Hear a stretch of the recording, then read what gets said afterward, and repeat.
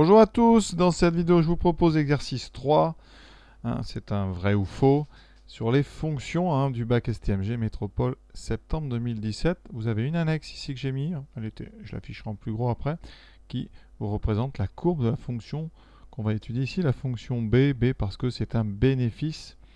Donc évidemment je vous conseille de bien lire le texte, et on va donc répondre à ces 4 vrais ou faux. Petite précision sur cette épreuve ici, une réponse ici, c'est un QCM un peu particulier parce que souvent il n'y a pas de justification, mais là il faut répondre et justifier la réponse. Il ne s'agit pas de dire vrai ou faux au hasard, il faut démontrer ce que vous allez affirmer. Voilà, on est parti, donc je vous laisse y réfléchir. Première affirmation. On modélise donc un bénéfice en euros ici pour X en centaines de brosses. Donc ça c'est très important d'ailleurs. Je vais agrandir tout de suite l'annexe qu'on vous donnait. Voilà, vous avez la forme du bénéfice. Vous voyez, donc au début, qu'est-ce qu'on peut dire là-dessus? Vous avez un bénéfice négatif, moins 200. Le bénéfice augmente ici jusqu'à 2, quelque chose. Et après ça redescend.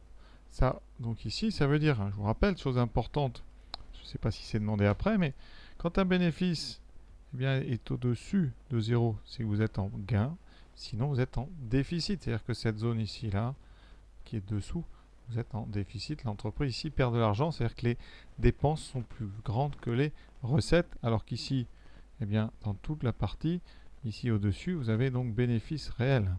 Vous avez une petite partie ici au début, attention, en déficit, on verra. Et une dernière partie là-haut, ici, bénéfice, déficit, voilà.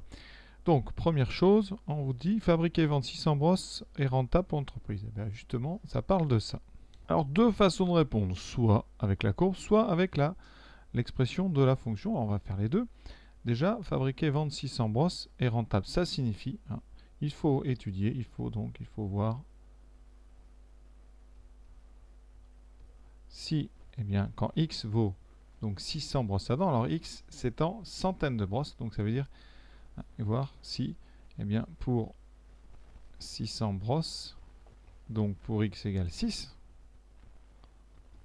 on a le bénéfice qui est positif. Bénéfice positif égale rentabilité. Donc ici, bénéfice supérieur à 0. Voilà. Donc, on va calculer. Alors si j'utilise la fonction, on calcule l'image de 6 par la fonction b. Donc on va remplacer ici, ça fera 40 fois 6 au cube, moins 561 fois 6 au carré, plus 1917 fois 6, moins 200. On tape tous à la machine et on regarde si c'est positif. Si on utilise la courbe, on place x égale 6. X égale 6. L'avantage ici des vidéos, c'est qu'on peut écrire. Là, vous avez x égale 6 là. Quel est le point de la courbe qui correspond à ce x égale 6? On descend. Vous avez ce point-là. Donc pour x égale 6, vous êtes en dessous de l'axe des abscisses. Donc vous avez une valeur de b qui est négative. Vous voyez?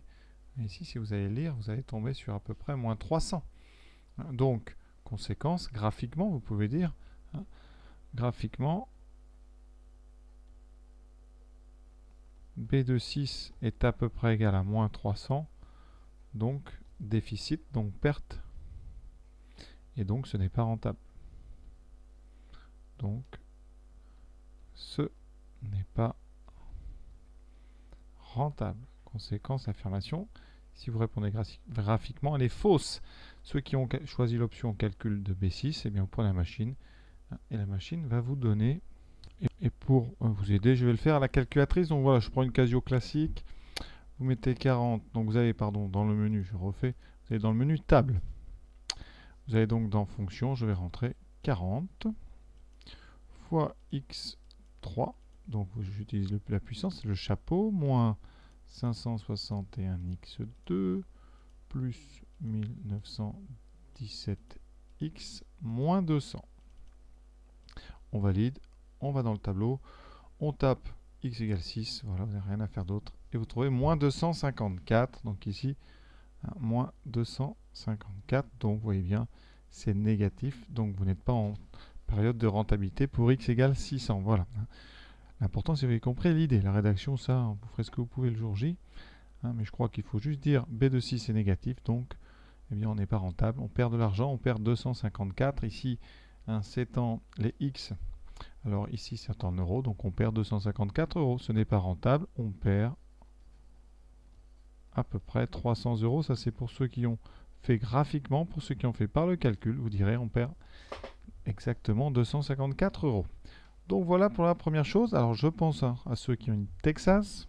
Donc vous allez dans le menu f de x, vous rentrez la fonction, toujours un peu laborieux, mais c'est important parce que tout l'exercice va être sur la même. Donc on prend son temps, on met bien les exposants ici. Ensuite on descend, moins 561 x carré, et on regarde bien au fur et à mesure que ça s'écrit correctement, hein, pour ne pas avoir retapé plusieurs fois. Plus 1917, vous voyez là tout le monde est capable de faire ça, hein. Et je pense que vous savez déjà le faire. On valide. Là, on va tout de suite, alors dans le tableau, le problème du tableau sur une Texas, ici la question, est-ce qu'on peut valider? Voilà, vous ne pouvez pas rentrer la valeur que vous voulez, c'est déjà tapé. Donc il faut savoir aller dans la définition de la table. Sinon, vous ne ferez rien avec votre tableau. Donc vous avez définition de table et vous allez ici, alors deux méthodes. Si vous voulez des valeurs sans tableau, vous mettez demande. Donc ici, vous allez voir, vous mettez, au lieu de mettre auto, vous mettez juste demande. Et c'est fini, vous allez dans table. La table va être vide et c'est vous qui taperez les valeurs de x qui vous intéressent. Donc là, je mets 6 et je trouve moins 254. Question, vous voyez, terminée. Affirmation 2. Une affirmation cadeau pour les élèves sérieux. La fonction b'. Alors, comment on calcule une dérivée? Eh bien, je n'ai pas grand-chose à vous dire, si ce n'est qu'il y a trois choses à savoir.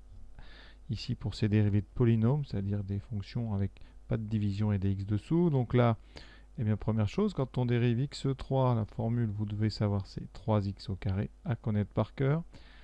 Ça vient d'une formule plus générale, qui est que la dérivée de xn, c'est n fois xn moins 1. Ça veut dire que quand on dérive, on transforme la fonction, on obtient une deuxième fonction.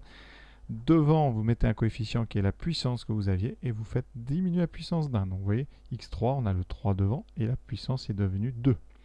Pour x2, c'est le même raisonnement. On descend la puissance, ça fait 2, et on la diminue, ça fait 2 fois x puissance 1, mais 2x puissance 1, c'est 2x. Et la dernière, que vous n'inventerez pas, la dérivée d'une fonction affine, c'est tout bête. Eh bien, on garde juste le coefficient qui est devant x. Donc A, ici par exemple, on va garder que le plus 1917.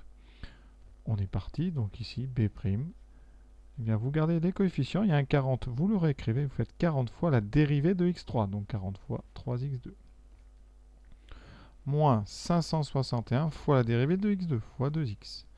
Et ici, ce que je viens de dire, on a une fonction affine, on garde plus 1917, on a juste à enlever les parenthèses, donc 40 fois 3, 120x2, moins 561 fois 2, ça fait donc 1000, ici 2 fois 6, 12, 1122, x, on n'oublie pas le x, plus 1917, eh bien, le résultat qu'on vous propose est correct, donc l'affirmation est vraie.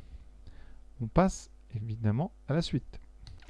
Est-ce que la fonction b' s'annule 3 fois? Alors qu'est-ce que c'est b'? On le regarde. Regardez bien, b', c'est sous la forme ax2 plus bx plus c. b de x est du type ax2 plus bx plus c avec a égale à 120, b égale à moins 1122 et c égale 1917. C'est donc b', c'est ce qu'on appelle un trinôme du second degré. Une fonction tout simplement du second degré. Et vous avez dû voir l'an dernier que le nombre de solutions à ici ax2 plus bx plus c égale 0, eh bien, dépend du discriminant. Si delta est négatif, on n'a aucune solution. Ça veut dire que ax2 plus bx plus c ne s'annule jamais. Ça, je refais le cours rapidement, ne s'annule pas. Si delta égale 0, il s'annule une fois. Il y a une racine. Et si delta est strictement positif, il y a 2. Il y a 2 solutions à l'équation égale 0. Donc vous voyez, il n'y a jamais de cas où il y en a 3. Donc conséquence, vous pouvez dire, une fonction du second degré ne s'annule au maximum que 2 fois. Donc ici, b' s'annule au maximum 2 fois. Comme toutes les fonctions du second degré. Donc l'affirmation, elle est fausse. Autre façon de répondre à la question 3. Mais là, c'est un petit peu plus fin. Vous savez que la fonction dérivée, c'est donc ça représente les pentes des tangentes. Ici, la dérivée s'est annulée 3 fois, ça veut dire que vous auriez 3 tangentes horizontales. Donc, ici sur une courbe comme ça, où est-ce qu'on voit des tangentes horizontales? Bon, ben là, on voit bien que la courbe est pentue. Voilà, vous avez évidemment sur chaque sommet, vous avez ici une première tangente horizontale, ça veut dire que la dérivée va s'annuler par ici. Alors, je ne sais pas exactement si c'est à 2,25, mais c'est dans ce coin-là. Ensuite, elle va s'annuler une deuxième fois ici, puisque vous avez aussi ici une deuxième tangente horizontale. Voilà. Vous n'avez aucun autre endroit où la courbe paraît horizontale, donc vous n'avez pas 3 dérivées nulles. Alors ça, c'est un petit peu plus fin, donc il vaut mieux peut-être parler des solutions de l'équation du second degré, parce que ça, c'est plus facile à expliquer. Sinon, vraiment, vous dites, si la fonction dérivée s'annule 3 fois, on aurait 3 tangentes horizontales. Or, ici, on n'en a que 2. Et donc, elle ne s'annule que 2 fois. Par contre, avec ça, vous pouvez prouver, enfin, vous pouvez dire qu'elle s'annule au moins 2 fois, donc 2 fois. Quatrième affirmation. Quatrième affirmation, le bénéfice hebdomadaire maximum est réalisé pour 224 brosses à dents. Alors ici, qu'est-ce qu'on a sur notre... Déjà, on va faire avec le dessin, ce sera plus simple, et après on passera à la fonction, parce que pour la fonction, il va falloir, évidemment, le maximum, vous avez bien compris, c'est une histoire avec la dérivée. Donc d'abord la courbe. Est-ce qu'on peut vous lire un maximum sur une courbe? On ne peut pas dire la valeur exacte, mais on peut déjà voir où on est. Donc le bénéfice maximum, vous voyez, il est au sommet ici de la bosse. Alors le sommet de la bosse, eh bien évidemment, c'est pas très précis parce qu'il faudrait faire un zoom, mais votre sommet, il est dans cette zone-là. Donc, si vous regardez à quelle valeur de x ça correspond, il faut projeter comme ça. Et effectivement, vous tombez ici sur un quart entre 2 et 3, donc c'est à peu près 2,25. Problème sur un graphique, vous comprenez bien, 2,24, 2,25, c'est pas vraiment... Pareil, par contre, en termes de brosse à dents, ça veut dire qu'ici, ça pourrait être 225, 224, 223, c'est pas très précis. Voilà. On pourrait sur une copie dire que avec le graphique, on peut estimer qu'on est dans cette zone-là. C'est-à-dire le bénéfice maximum, il est atteint pour une valeur de brosse à peu près égale à 224. On peut dire ça. Le problème, vous voyez, c'est que c'est pas précis. Donc, vous n'aurez pas tous les points. Et c'est pour ça que la seule façon d'être très précis, c'est de faire ça avec le calcul. Alors, comment on fait ça avec le calcul? On va étudier la dérivée. La dérivée B', elle vous donne, évidemment, son signe va vous donner les variations de la fonction. Et les variations, c'est tout simplement, si la dérivée positive, la fonction est croissante, si la dérivée négative, la fonction b est décroissante. Et donc, il va falloir faire le tableau de signes de cette fonction b'. Donc, c'est pas si simple que ça. Donc, il faut faire un discriminant. Donc b carré moins 4ac. Alors là, je vais prendre un petit peu de place et je vais le rédiger correctement. Alors, il faut toujours faire comme ça. Vous mettez les 3 valeurs de a, b et c, proprement. Voilà.